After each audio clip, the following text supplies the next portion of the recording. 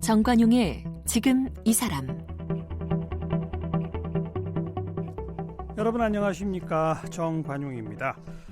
나는 자랑스러운 대한민국 국민으로서 대한민국의 헌법과 법률을 준수하고 국민의 책임과 의무를 다할 것을 엄숙히 선서합니다. 이게 무슨 얘기냐고요? 네, 한국 국적을 새로 취득하게 되는 귀화인들이 국적 증서를 받기 전에 법무부 장관 앞에서 하는 국민 선서의 내용입니다. 네, 우리나라 국적법 제정된 건 1948년이고 법 제정 이래 지난 70여 년간 모두 19만 명의 외국인이 한국인이 됐습니다. 그리고 2018년 현재 한국에 체류하는 외국인은 모두 236만여 명, 네, 아주 급증했죠. 이처럼 거주하는 외국인이 증가하는 만큼 다문화 가정도 늘어났고 우리의 이웃으로 살고 있는데요. 하지만 우리 사회가 이 다문화에 대한 이해 여전히 부족해 보입니다. 서름받는 이주민의 이야기를 심심치 않게 듣게 되는데요. 그래서 오늘은 바로 이 다문화 이야기를 꾸준히 연재하면서 이 다문화에 대한 올바른 정보를 전달하고 있는, 그래서 세계 시민으로 우리가 함께 갑시다 이렇게 외치고 있는 연합뉴스의 이희용 기자를 함께 만나겠습니다.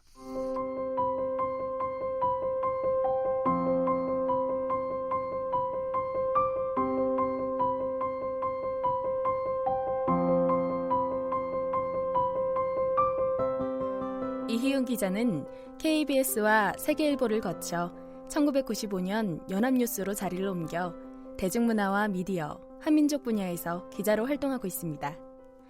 2008년에는 한국기자협회 수석 부회장을 맡으면서 재외동포 언론인을 만나게 됐고 그때부터 우리나라 이민의 역사와 다문화에 대해서 관심을 갖게 됐습니다. 외교부 재외동포 정책자문위원으로도 활동했던 이희용 기자는 2016년 취재 현장으로 돌아오면서 연합뉴스의 다문화를 주제로 한 칼럼 글로벌 시대를 연재하기 시작했고 지금까지 이어오고 있습니다. 쓴 책으로는 우리나라 다문화의 역사를 다룬 세계 시민 교과서가 있으며 인생을 바꾼 기차표 한 장, 조선족 31인의 성공 이야기와 29개의 키워드로 읽는 한국 문화의 지향도는 공저로 출간했습니다. 네, 연합뉴스의 이희용 기자 나오셨습니다. 어서 오십시오. 예, 안녕하십니까. 네, 지금 글로벌 시대 연재가 벌써 3년 넘었죠. 그렇습니다. 예. 이쪽 분야에 관심을 갖게 되시면서 특별한 계기가 있나요? 2008년부터 제가 한국기자협회 수석부회장을 2년 정도 했었는데요. 예. 그때 한국기자협회 사업 중에 하나가 재외동포 언론인들을 초청해서 같이 이제 뭐 정책 논의도 하고 뭐 주요 언론사 방문도 하고 이런 프로그램이 있었습니다. 예. 그 일을 하면서 이제 재외동포분들을 이렇게 만나면서 우리나라 한민족의 디아스포라 역사에 대해서 좀 관심을 갖게 됐고요. 본격적으로 하게 된 거는 저희 연합뉴스에 이제 재외동포와 다문화를 담당하는 한민족센터라는 별도의 조직이 있는데요. 예. 거기에서 일한 지 한 7년 됐습니다. 예. 거기서 일하면서 뭐 처음에는 데스크를 보고 관리 책임을 맡는 업무를 하다가 한 3년 전부터는 제가 직접 취재 현장에서 기사도 쓰고 뭐 인터뷰도 하고 칼럼을 연재하면서 저도 이제 그 다양한 분야의 재외동포나 다문화인 외국인들을 만나면서 많은 걸 느끼기도 하고 공부도 하게 되고 그렇습니다. 첫 그렇게 시작은 됐습니다. 그러니까 해외에 나가 있는 우리 국민들로 시작이었고 그렇습니다. 그러다 보니 이제 한국에 와 있는 외국인들 이렇게 양쪽을 두루두루 섭렵하시게 된 거로. 그렇습니다. 재외동포 언론인이라면 외국에 살고 있는데 그 나라 언론사에서 일하고 있는 언론인들. 그렇죠. 우리말 언론이죠. 우리말 한국어로. 한국 언론 한인들을 대상으로 한인 대상 방송 신문 뭐 주간지 뭐 이런 거기에 종사하는 언론인들이 국내 이제 지금도 해마다 이렇게 모이고 있는데요. 그분들을 만나면서 이제 각국 동포 이야기들도 접하게 되고 그렇게 됐습니다.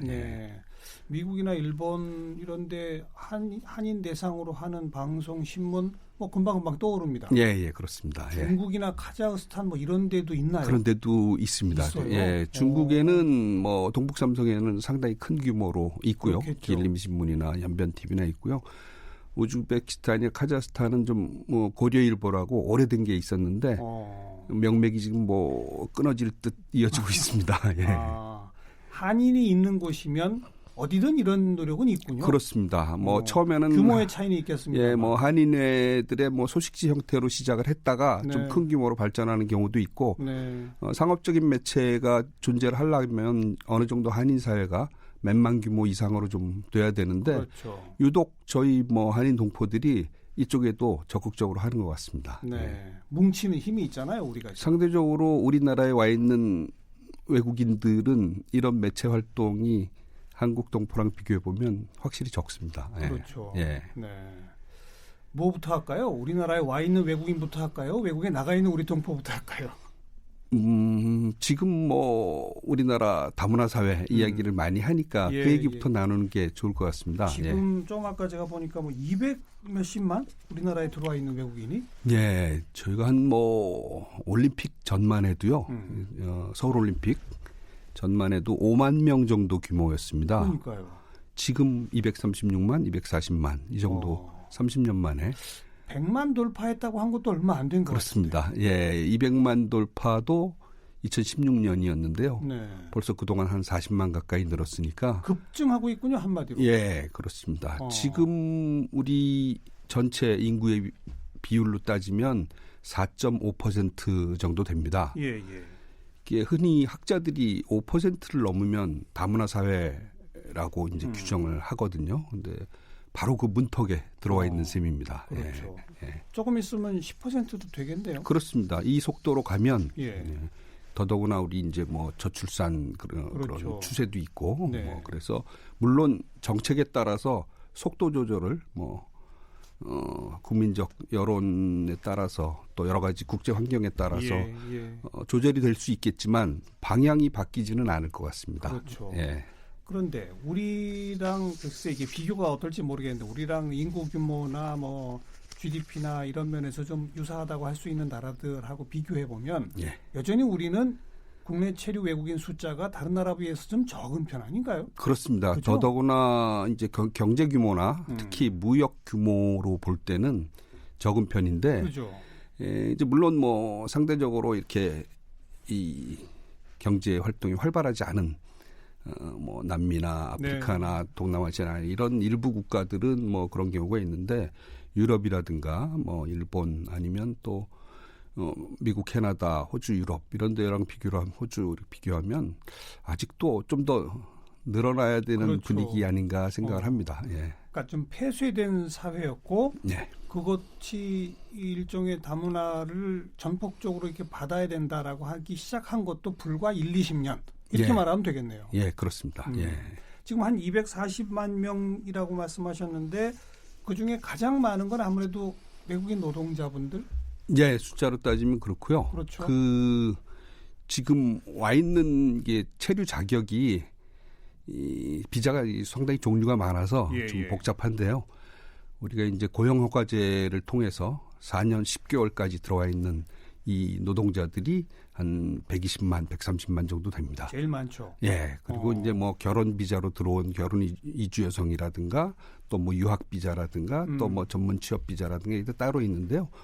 특기할 만한 게 이제 나라 출신국으로 따지면 중국이 절반에 가까운데요. 그 중에 70%는 우리가 이제 조선족이라고 불리는 한국계 동포입니다. 그렇죠. 예. 네.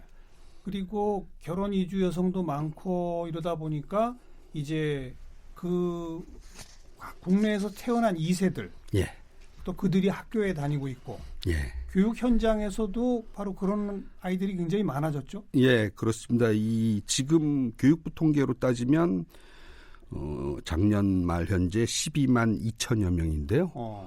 이게 전년 대비 11.7% 증가한 수치입니다. 아주 증가폭이 높죠. 매년 한 10% 이상씩 늘고 그렇습니다. 있죠. 지금은 전체 학생의 2.2%라고 하는데요. 아무래도 이제 결혼 이주 여성들이 90년대 이후로 주로 들어오다 보니까 정착 기간이 길어지면 길어질수록 점점 성장을 할 거 아닙니까? 맞아요. 예, 그래서 지금 초등학교는 한 3.4% 정도 되고요. 고등학생은 0.7% 정도 됩니다. 이게 예. 해가 가면 갈수록 예, 예. 점점 뭐 늘어날 수밖에 없는 구조입니다. 예. 그러니까요. 또 군대도 가죠. 예, 군대는 아시다시피 예전에는 예.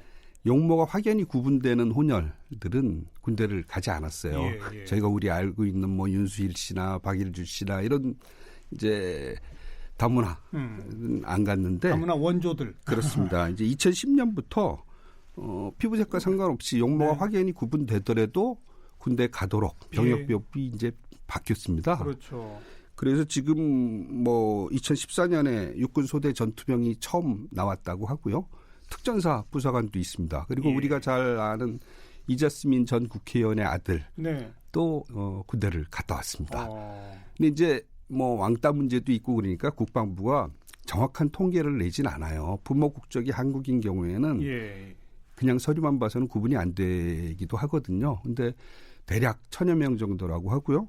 그다음에 앞으로 한 7년 정도 있으면 한 10,000명 가까이 그렇게 될 되겠죠. 거라고 지금 추산을 하고 있습니다. 아까 말씀하신 전체 초등학생의 3.4%. 예, 예. 그 아이들이 이제 자라면 10년 중학생, 후면 고등학생, 그렇겠습니다. 군대 예. 가고 이제 이렇게 되는 거 아니겠습니까? 예. 조금 역사를 거슬러서 제가 얼마 전에 그 고려 역사, 예, 예. 뭐 고려 문물 그 전시 이런 걸 보면서 예. 깜짝 놀랐던 게 예. 우리는 너무 가까운 조선 시대만 잘 알지 고려부터 잘 모르잖아요. 그렇습니다. 근데 고려나 그 이전에는 우리가 굉장히 글로벌 사회였다면서요?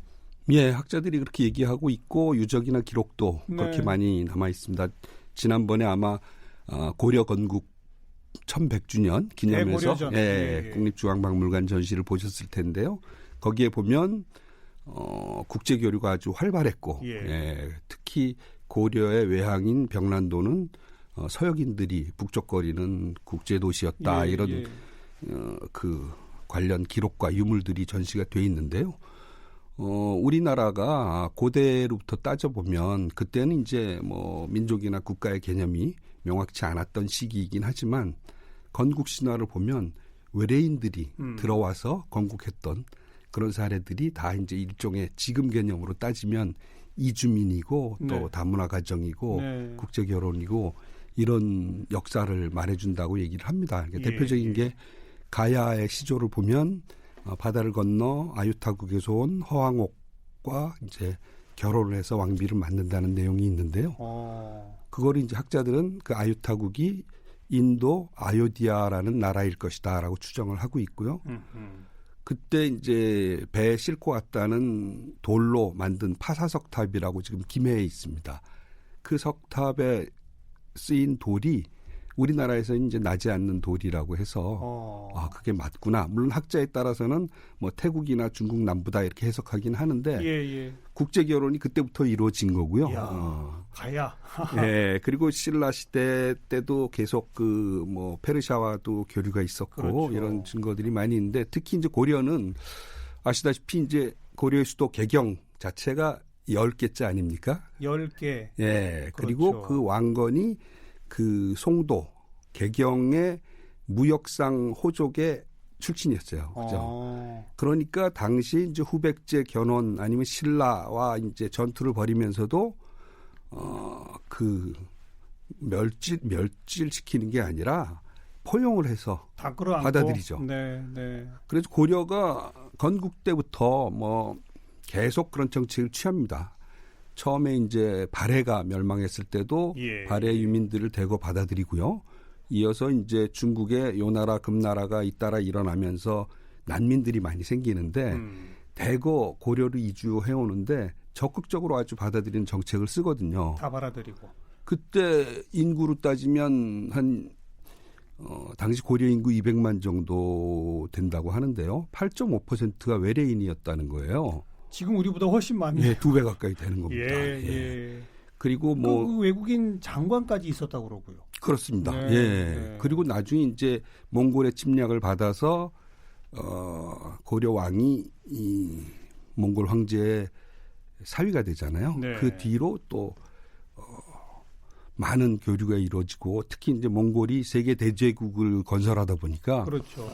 뭐 사우디나 위구르나 우리가 네. 이제 흔히 서역이라고 불리는 그런 새로운 우리가 이제 못 보던 인종들까지 알겠어요. 많이 들어오게 됩니다. 아니 그러다가 조선 와서부터 문이 닫힌 겁니까? 그렇습니다. 이제 왜, 조선은 왜 그렇게 했죠? 그것도 이제 뭐 국가 정책의 차이인 측면이 있는데요. 사실 역사적으로 볼 때 교통수단이 발달하면 교류가 더 활발해져야 되는데 당시 이제 성리학을 신봉하는 나라로서 이제 국정 철학을 유지를 하다 보니까 네, 중국 이외에는 좀 오랑캐라고 취급을 해서 그렇죠. 국제 교류 중화 사상을 우리가 그렇습니다. 예. 그래서 이제 외국과의 교류나 무역도 이제 대폭 줄어들게 되고요. 예. 그다음에 이제 뭐 병자호란, 임진왜란을 겪으면서도 일부 뭐 타이로 교류가 이루어지긴 하지만 큰 기조가 바뀌지 않습니다. 그러다가 그렇죠. 이제 외세에 의해서 개항을 맞으면서 한꺼번에 뒤바뀌게 되죠. 우리가 예. 왜 백이민족, 뭐 단일민족 이게 다 어찌 보면 조선에 만들어진 거죠. 그런 측면이 강합니다. 예. 저는 그 요즘 우리 현대인들의 얼굴 생김새를 봐도 예. 우린 절대 단일민족이 아닌 것 같아요. 예, 뭐 다 다르잖아요. 비교적 뭐 민족의 동질성을 유지를 오랫동안 해온 건 사실인데, 네, 예, 고고학적으로 보더라도 예. 남방민족과 북방민족의 결합을 그렇죠. 통해서 네. 민족이 형성됐다는 것은 역사적인 사실입니다. 그리고 예. 뭐 아주 좀 적나라한 표현으로 여러 피가 이렇게 섞여야 유전학적으로 굉장히 훌륭한 종자가 나온다는 거 아닙니까? 그렇습니다. 예. 우리 한민족이 뛰어난 건 전 그렇기 때문이라고 생각해요. 예, 그렇게 볼 수도 그래서 저는 있겠네요. 예. 또 오래전부터 이 단일민족 신화 이거부터 빨리 없애자 예. 그런 얘기를 하고 다녔습니다. 예. 자, 아무튼 그 긴 역사까지를 간단히 봤는데 어쨌든 조선시대 이후로 꽉 닫혀 있었고 해방된 이후로도 폐쇄적인 기조를 그대로 유지하다가 불과 한 20년 사이에 예. 아주 빠르게 지금 다문화로 가고 있다. 예. 그러다 보니 너무 오랫동안 우리 속에 백이민족, 단일민족 또 폐쇄적인 어떤 기조 이런 게 이제 뿌리 내려서 좀 배타적이죠. 아직도. 그래서 갈등이 일어나는 점들도 있습니다. 그렇죠. 우리가 또 교류를 하고 또 국제 결혼을 하고 혼혈이 생겨난다 하더라도요. 네. 이 상당히 이제 자의에 의한 게 아니라 타의에 의해서. 과거엔 그랬어요. 예, 뭐 식민지 네. 그다음에 6.25 전쟁해서 이제 뭐 외국 군인들 들어오고 뭐 이런 예. 과정에서 혼혈들이 생겨나고 이렇기 때문에 예. 상당히 그 좀 부정적인 인식으로 바라보는 게 많았고요. 그러니까요. 외국인에 대해서도 뭐 약간 공포감 아니면 예. 혐오감 예. 이런 것들이 아주 강했습니다. 예. 여전히 그런 게 있는 거예요. 그렇습니다. 예. 그러면 역지사지라고 결국 우리가 지금 해외에 나가 있는 동포 숫자는 몇백만이죠? 지금 740만 정도로 추산을 하고 있습니다. 그 740만에는 예. 저 중국 또 뭐 동북 삼성, 예, 뭐 그렇습니다. 고려인 강제 이주됐던 그분들까지 다 그러니까 포함한 거죠. 지금 이제 1800년대 후반부터 따지는 거죠. 예. 그렇죠. 예. 근데 엄밀히 말하면 그 700 몇십만 중에서 예. 지금 코리안 드림을 쫓아 외국에서 우리나라로 오듯이 예. 뭐 아메리칸 드림 무슨 드림 뭐 등등을 통해서 외국으로 나간 사람들은 어느 정도라고 봐야 됩니까? 그거를 숫자적으로 따질 때는 한 3분의 1 정도가 700만의 3분의 1. 예, 지금 국적만 갖고 따질 때는요. 한 35대 65 정도로 65 정도는 외국 국적을 아예 얻은 사람이고요. 그 동북 삼성 그분들은 다 중국 그렇죠. 국적이잖아요. 예, 그리고 고려인들도 마찬가지고요. 러시아 예, 국적, 예, 뭐 다 카자흐스탄 그런데요. 국적이고. 예, 그리고 뭐 일본 동포나 미국 동포나 이런 데는 뭐 이제 옮겨간 시기에 따라서 좀 국적이 차이가 다르죠. 있을 텐데 네. 그것도 이제 3분의 1 정도는 동포라 하더라도 외국 국적 그러니까 3분의 1이 한국 국적이고 3분의 2는 외국 국적이고요. 예, 지금 예. 말씀하신 대로 이제 대한민국 광복 이전에 건너간 사람들의 후손이 한 네. 3분의 2 정도 되고 그렇죠. 이후에 이제 60년대 이후에 건너간 분들이 3분의 1 정도 되는 셈입니다. 예. 근데 바로 그 700만 전체를 따지고 보면 우리가 광복되기 전에 간 사람들은 강제로 끌려간 사람들이 그렇습니다. 예. 대부분이고, 예. 그죠?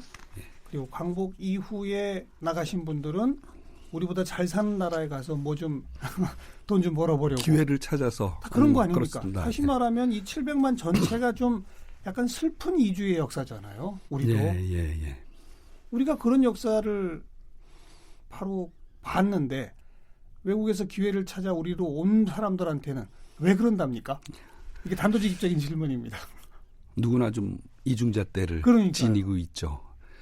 몇 년 전에 그 흥행한 영화 그 국제시장이라고 있었잖아요. 예. 거기에 보면 젊을 때 뭐 서독으로 광부를 갔다가 또 베트남의 근로자로 갔다가 이 주인공이 나중에 노인이 된 상태에서 어떤 고등학생들이 길거리에서 동남아 출신 노동자들을 놀리는 걸 보고 화를 내면서 막 꾸짖는 장면이 나오거든요. 네.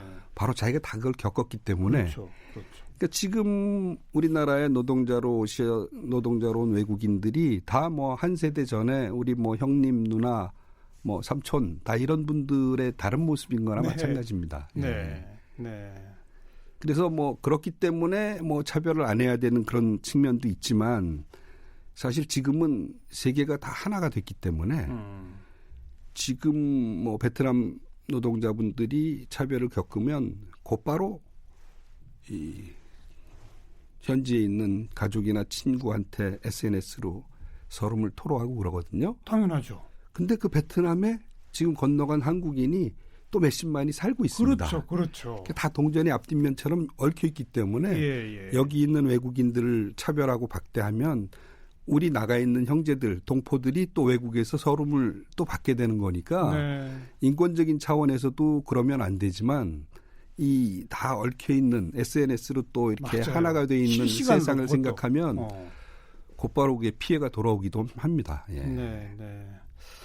아까부터 속도 얘기를 제가 한 게 너무 빠른 속도로 이렇게 외국인 이주민들이 늘어나면 우리 사회가 그걸 수용하고 포용할 준비가 잘 안 돼 있을 수밖에 없는 거 아니겠습니까? 예. 그런 관점에서 기자님께서 현장을 보면 어떻습니까?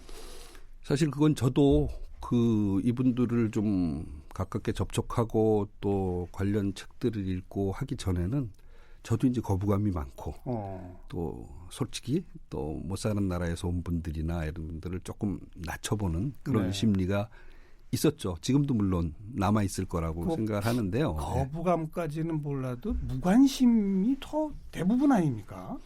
그럴 수 있죠. 그렇죠. 예. 근데 이제 가깝게 대하면서 일하는 사람들은 지금 많이 늘어났습니다. 당연하죠. 그 농어촌도 그렇고 뭐 간병 도우미, 식당, 종업원 뭐 주변에 외국인이 없는 곳이 없습니다. 그리고 우리 반대로 또 우리 주변에도 친척이나 가까운 형제 중에 재외동포 없는 분 없잖아요. 드물죠. 네. 맞아요. 뭐 저희 누님도 미국에 살고 뭐 주변에 삼촌이든 뭐든 가까운 사람이 살듯이 지금 주변에는 바로 제가 외국인 친구가 없다 하더라도 가는 곳마다 마주치게 됩니다. 외국인들이. 그렇죠. 뭐 10명 중에 그러니까 100명 중에 4-5분들은 항상 외국인을 만나니까 그게 뭐 어떤 제도나 정책이든 그 현상을 따라가기는 쉽지 않아요. 아무래도 이 여론이 모아진 다음에 또 정치적으로 또 해서 법과 제도를 만들고 하려면 그게 쉽지가 않은데 인식도 마찬가지거든요. 인식은 더 늦죠. 어찌 보면. 그래서 이게 교육과 매스컴이 참 그래서 중요한데 누구나 이제 뭐 낯선 것을 보면 어색하고 불편하고 이런 느낌이 있습니다. 근데 이걸 자연스럽게 받아들이기 위해서는 교육과 또 여러 가지 대중문화를 통한 그런 인식 개선 노력이 필요한 거죠. TV 프로그램은 최근에 그런 것들이 좀 늘어났잖아요. 그렇습니다. 뭐 예능 프로그램도 그렇고요. 그렇죠. 뭐 여러 가지 좀 국적도 좀 다양하게 하려는 노력도 보이고.